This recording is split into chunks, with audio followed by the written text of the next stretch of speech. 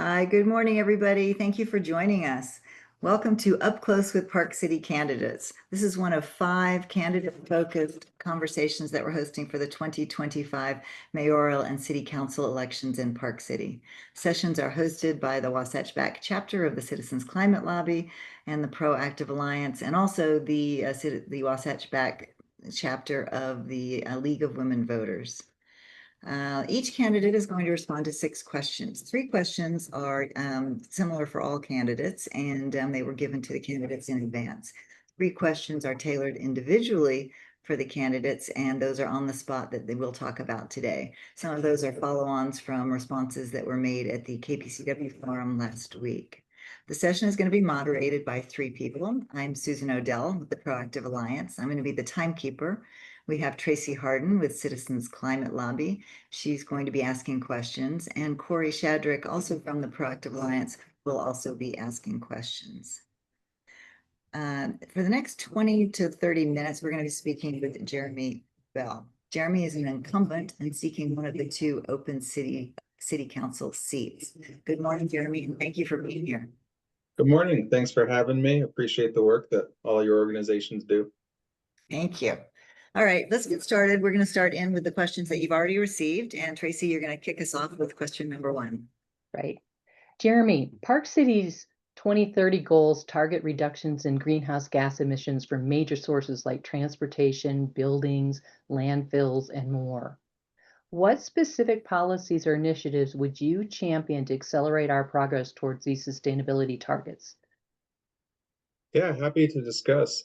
Actually, my career is in the energy and utilities industry, so this is something that's really close to my heart. And professionally, I drive for no carbon emissions. So carrying that over into the public realm and city business is a natural progression. I actually sit on the Community Renewable Energy Board, which is the project in Utah to push various communities who sign up into renewable energy solutions in collaboration with Rocky Mountain Power and other providers. So that's been great the past few years.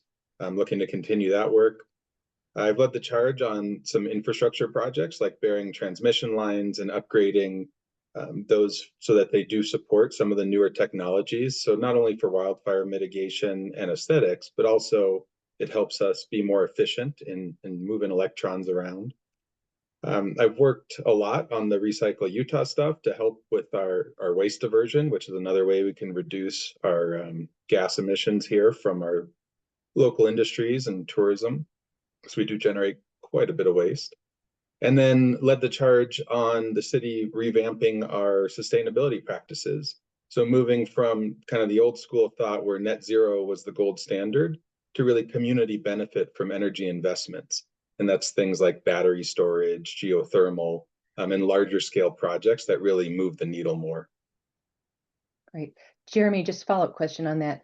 With all the redevelopment we have coming in town and through Bonanza Park and even new development, what do you see are the opportunities for building energy efficiency? Really looking at that community scale stuff, right? So bigger solutions and how we leverage those. So when we're doing a project, and we're actually doing this with the community center in City Park, instead of solar panels on the roof that could offset some of the usage within that building footprint, what can we do at a larger scale to really offset some of our energy use at the community level? And that's where, for instance, the geothermal loop comes in, right? Where we could potentially gain more energy benefit at a larger scale. Great, thank you. Mm-hmm. Great, thanks, Jeremy. So the next question, public trust in government is essential to a healthy democracy. What specifically would you do to strengthen each of the following areas? Transparency in decision-making, civic participation, and residents' confidence in city leadership. Sure, and absolutely agree, right? Without public trust, it's hard to be an effective government, let alone an effective local government in a small community. Some things, again, I'll point to some proven examples here. One of the first initiatives when I joined the council was to get meeting packets out earlier.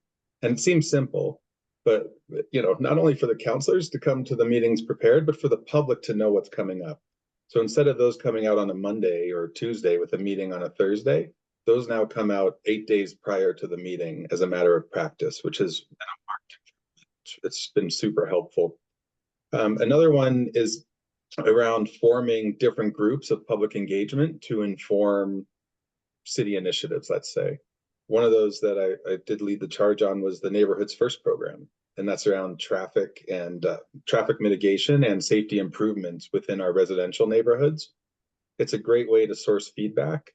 You know, what better place than keeping it as local as possible, and give the mayor a lot of credit for pushing like the council and the neighborhood initiatives to go out there and hear directly from folks on what's on their mind. I think community confidence then comes with the action on that feedback, right? There's nothing worse than asking someone for their opinion and then acting like it doesn't matter. So driving those to resolution, and it doesn't mean everything gets implemented, but it means you do acknowledge the feedback and you do, you know, weigh the pros and cons of the situation and close that loop. You don't just drop it and it goes into the ether, right? It has a conclusion. And the last piece of that is independent thinking, and really showing the community that we're not there to rubber stamp things. We're not there to just push approvals through. We're there for critical thinking. We're there to take feedback and having the courage to make hard decisions when required. Great. Thanks, Jeremy. Next question. How do you plan to address housing affordability? What role should short-term rental regulation play in maintaining housing stock for permanent residents? Sure. So I'll start with the affordability question. The way I view solutions for affordability really center around how we invest in our community. And that's how we invest in the fabric of our community, and especially how we invest in the workforce of our community. To do that, we have the opportunity to partner, right? We can partner with major employers, with small businesses, with business associations like Main Street, the Old Town area, the Prospector area, other business districts as, you know, resort bases. And we also have the opportunity to partner with the chamber, right? So looking at that, how do we then deliver housing product that meets the income levels of the salaries that we're trying to address? And we've had a lot of conversation at the council level with city staff around how do we define that target? You know, what is the outcome we're driving for, so we know when we've been successful? The other part of that is investing in what we've got, right? So we have a lot of affordable housing developments in town that are in need of some attention, and projects that aren't moving forward because of lack of federal or state funding. So what can we do as a city to enable those that already have plans and shovels ready to hit the ground versus working on stuff that's, you know, 8-10 years out while we ignore what's right in front of us?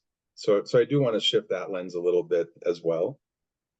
Short-term rentals play into it, obviously, and we're in Utah and they're regulated at the state level, given our form of government here.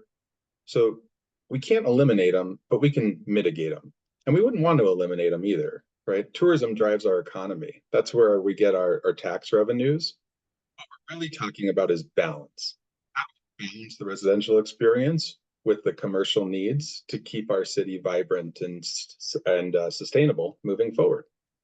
So those mitigations are the focus. And I've done a lot of work in that space, like when fractional ownership came up, and promoting how we really maintain the livability for our full-time residents.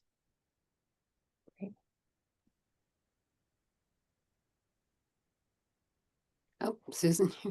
Sorry, I was muted. Thank you, Jeremy. That's great. Those were very complete answers to our 3 questions that all the candidates answered. Now we've got 3 specific tailored for you. So Corey, do you want to kick that off? Thank you. Yes. So Jeremy, in last week's forum, you said kindness plays a role in politics and governance, that we can disagree together, but without kindness, things fall apart. How do you reconcile that sentiment with your reputation of being combative with fellow council members, city employees, and on occasion, fellow citizens? Yeah, thanks for the question.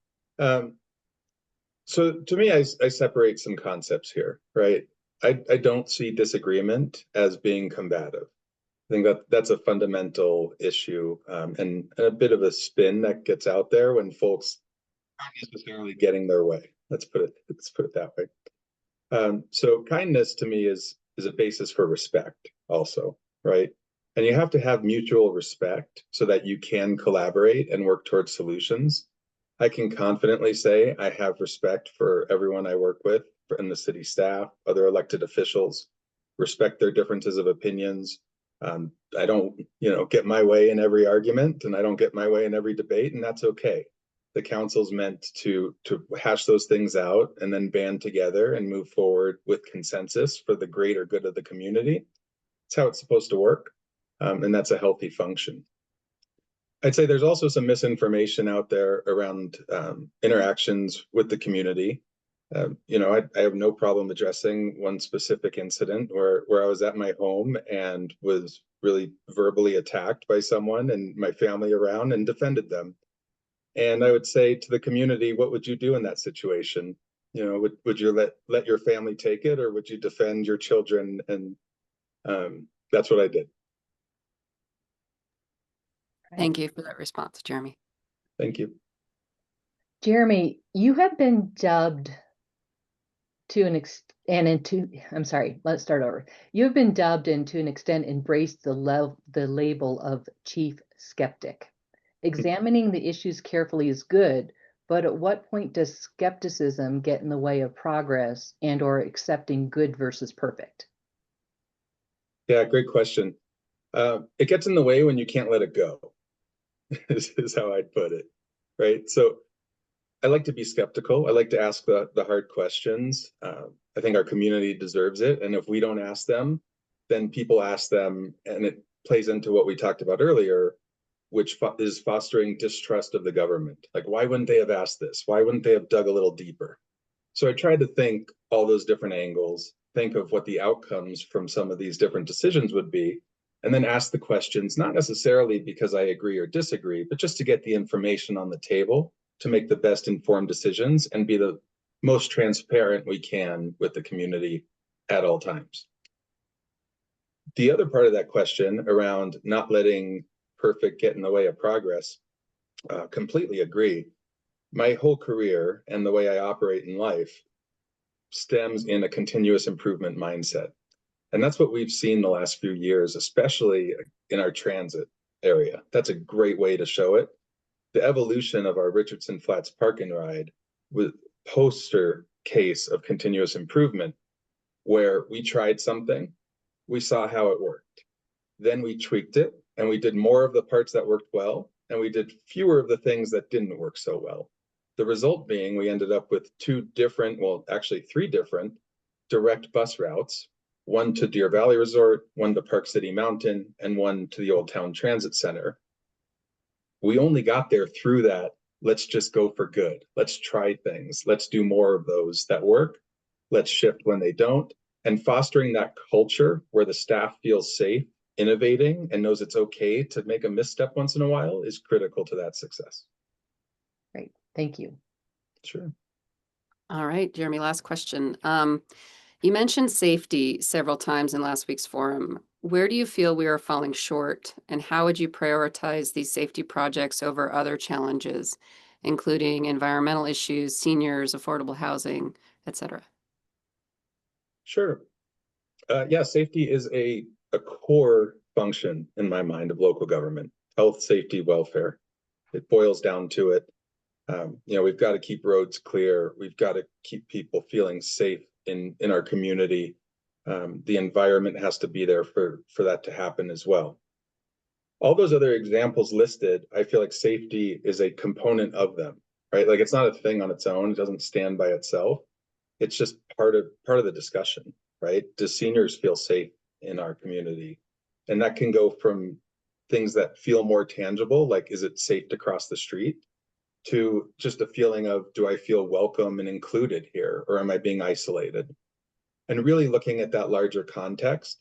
And that's where I really bring that lens to all the things we do, essentially. I mean, even when we're looking at practical solutions, we've talked about Bonanza Park a lot lately, and points have been raised of, this makes a lot of sense, but will it be safe for the community if we introduce, potential congestion at an intersection? If it's not safe, we shouldn't do it if we can't mitigate the impacts in a way that makes it safe. So I just treat that as one of those value drivers that really overarches anything that I do from a governance perspective. Great. Thank you, Jeremy. Thanks. So just to wrap up in 2 minutes or less, is there anything you would like to tell the voters? Yeah, happy to. It's been a pleasure to serve this community. That's why I'm running for reelection. Our family loves it here. We worked hard to get here. Our daughters love growing up here. I can't think of anywhere better. Going back to the discussion about safety, I mean, what an amazing place where, they can hop on a bus and go around town, right? And we don't have to worry about it.